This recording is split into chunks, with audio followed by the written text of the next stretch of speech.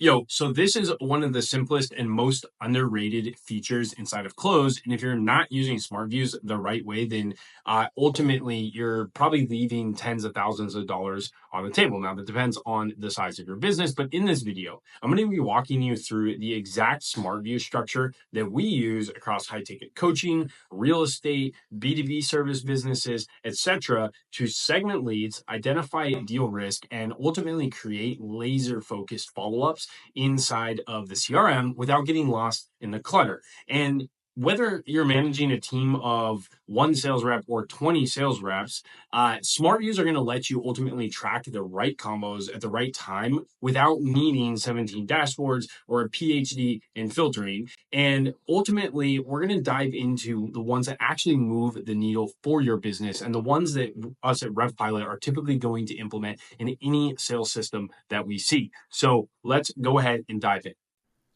All right, so high-powered smart views inside of close.com. There are three principles that we have to understand before we start building these. And again, this video is going to outline how to build smart views, how to build better smart views, and how to ultimately pull more money out of your sales process. But we have to understand these three principles. I got my handy dandy little notepad over here on the right-hand side. Ultimately, smart views are buckets, and you can see my beautiful little drawing of a bucket there. And the idea of a bucket is leads will enter your CRM. Okay.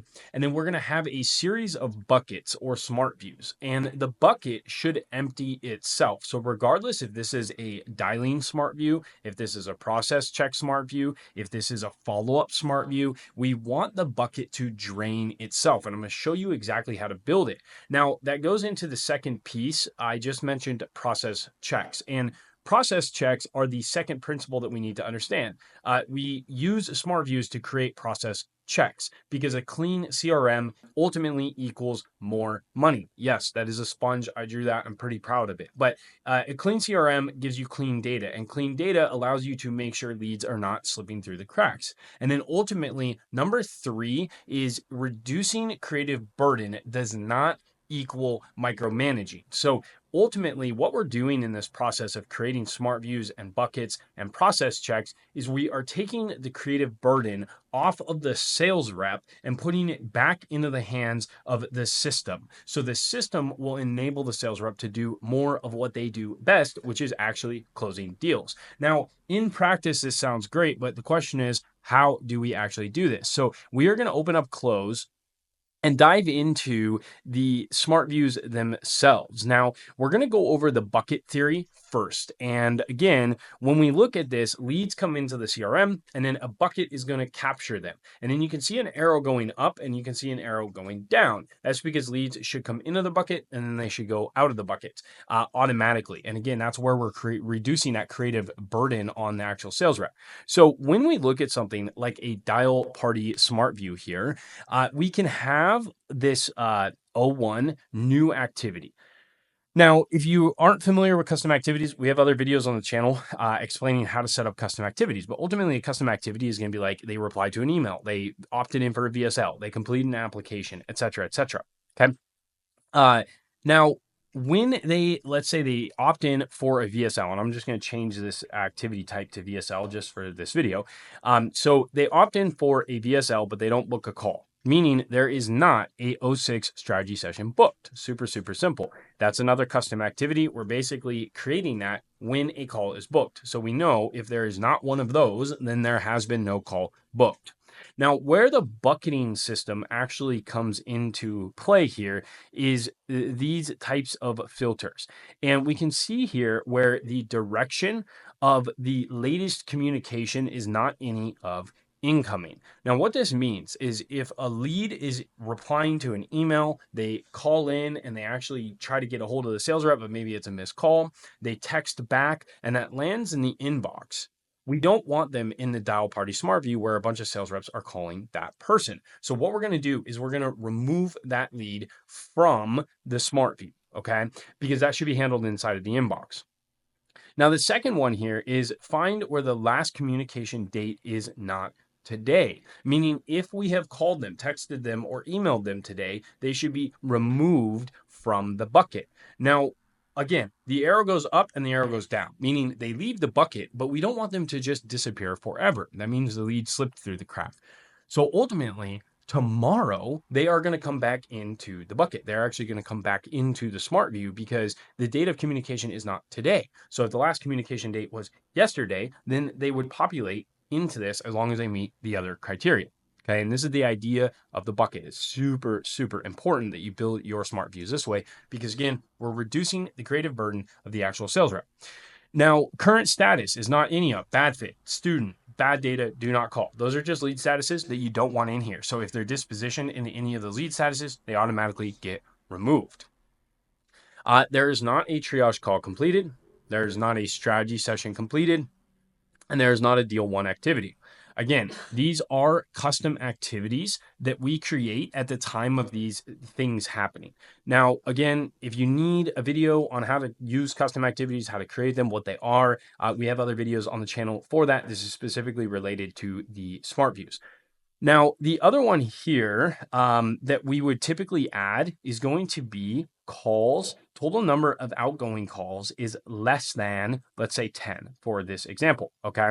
Now, if we have less than 10 outgoing calls, the lead is going to continue to pop up in this smart view every single day, as long as there's no communication today, up to 10 outbound calls. Now you get to customize that number however you want. If it's 5, if it's 7, if it's 10, if it's 20. Typically, I don't recommend going above like 7. The fall off or the drop off in that speed to lead is so significant that calling leads that old typically result in nothing. And that's why we want to make sure we have, targeted smart views and they're segmented correctly. So total number of outbound calls is less than 10. We can also do local time. Okay. So if we want to filter leads out, so local time is between, let's say, 8 a.m. and 5 p.m. Okay. Now, any leads that fall outside of those calling hours are going to be filtered out of this smart view. Once they fall into the calling hours, they will be added back to the smart view. Now, the question would be, okay, I talk with a lead. How do I get rid of that lead? Well, all you have to do is complete this triage call completed activity, or just whatever you want to call it, discovery call completed activity, strategy session completed activity. But basically, we had a conversation. The sales rep logged that call and the lead will disappear. Okay. So this is the idea of a bucket smart view or a bucketed smart view for dialing and outbound. Okay. Now, we can also use the bucket method for pretty much any smart view that we want. And the next one I want to talk about is a process check. So we have a couple in here. The SS needs post-call activity is probably the best use case for this and for this video. So SS needs post-call activity basically means that when a call is booked, a strategy session is booked, the date of call is going to be on that custom activity. So we're saying where there is a strategy session booked activity and the date of call is before today. Okay. So if the calls were today, obviously we got to give time for the sales reps to complete those. So if the date of call is before today, then there is not a strategy session completed and there is not a strategy session not completed activity. Now, we can naturally assume that if a strategy session was booked and the date of call was before today, then there should be a strategy session completed activity or a strategy session not completed activity. Now, if we come back to this right here, process checks equal a clean CRM. And then that leads into number 3, which is we are reducing the creative burden off of the sales rep. And this is not micromanagement. This is to be able to speed up the sales rep's day. So we require them to complete the post-call activity. Super simple to do. Logging the activity only takes a few moments, but we have to make sure that they're actually doing it. And we also want to be able to provide the sales rep with the opportunity to quickly fix any mistakes they have made. Maybe yesterday they forgot to do one activity. So all they need to do is come into this smart view, find their lead, click on it, and you can see here a strategy session booked activity exists, right? And the date of call was well into the past. So all they have to do now is come in here and log a strategy session completed activity. Okay. So super, super straightforward on how the process checks actually work. And then you want to manage the smart views on the left-hand side as clearly as possible. So we have manager smart views, closer smart views, and setter smart views. And the only difference between the manager smart views and the setter smart views are going to be the setter or the closer ones, for example, are going to have an additional right here. Closer lead owner is any of me. Now, you do not want to use the closer lead owner is any of and then a specific sales rep, because you will have to create multiple smart views for each person. If you use me, then it's just anyone that goes into there. If that lead is assigned to them, it will populate. So that is really straightforward. But again, that is the process check piece. Now, there are multiple places you can process check. Maybe you want a deal lost form completed anytime a deal lost it happens. Okay. So you can then create a smart view basically signaling, hey, if the close date of this is in the past and there is not a deal one activity, then there needs to be a deal activity filled out, meaning a deal one or deal lost activity, whatever that may be. And we can bubble all of that information up to the top.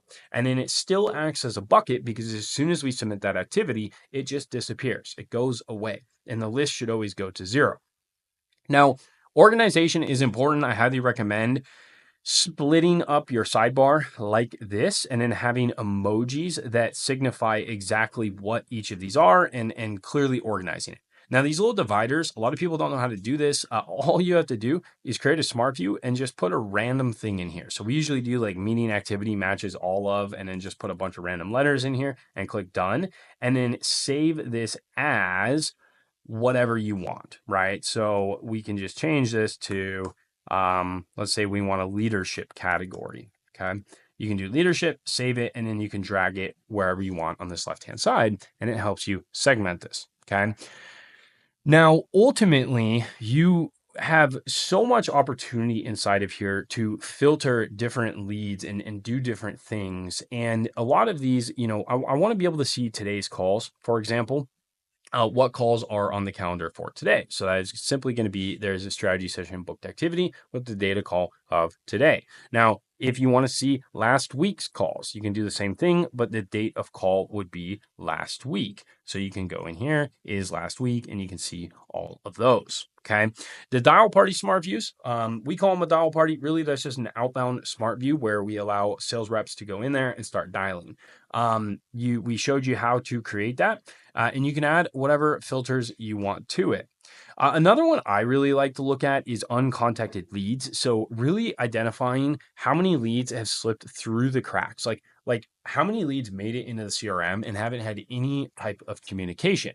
Now, if you have a sales process where you're putting leads into your CRM that don't need communication, this one may not be necessary. But at the end of the day, like we shouldn't probably be putting them in the CRM if we don't plan on communicating with them in any reason, or for any reason. So ultimately, like this one, we can just say there is a lead that exists and the total times communicated is less than 1. This new activity doesn't really matter, but we can see that in this situation, there's 184 leads that have been communicated with less than 1 time. Next up is overdue follow-ups. And this one is really important. Basically, there's a strategy session completed with an outcome of a follow-up, but the date of last communication is not within the last 7 days, and there is no future dated task. And again, this is a bucket. So if I call one of these leads, it is going to disappear for 7 days and then come back. Okay.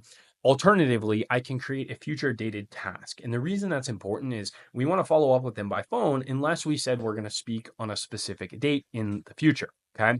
So overdue follow-up is a really, really good one. We already talked needs post-call activity. I would have this for any activities that are taken that have a date and you need something to be done afterwards. Okay. Now, some other ones that we use, new leads for managers. It's kind of nice to see, any leads created this week with the current status. Now, one bonus tip for you guys inside of here is your ability to add columns over here. So any custom fields that you guys have inside of your CRM, you can add to this column section, which can be really, really helpful. I had one client where basically they have a real estate offer and they have a lot of application questions. How many deals did they complete? Do they have any front end products? They have like a list of front end products. How much capital are they ready to invest? So what we can do is we can sort by new leads with this view. and then add those as columns. And then we can actually sort those leads in order of importance. Now, I'm going to leave you with one other major bonus tip, and this is for the Dial Party Smart View.